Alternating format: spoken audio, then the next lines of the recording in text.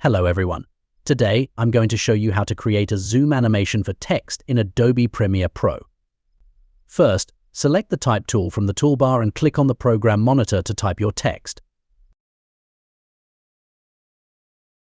Align the text layer onto the screen and adjust its duration by dragging the edge. Open the Effect Controls panel by going to Window and selecting Effect Controls.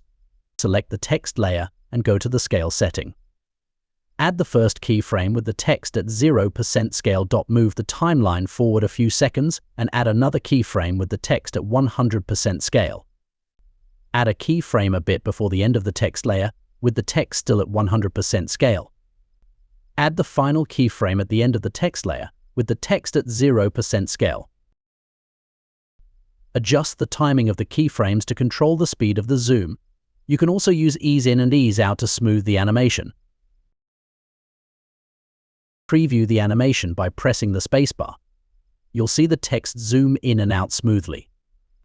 Now you know how to create a zoom animation for text in Adobe Premiere Pro. Thanks for watching.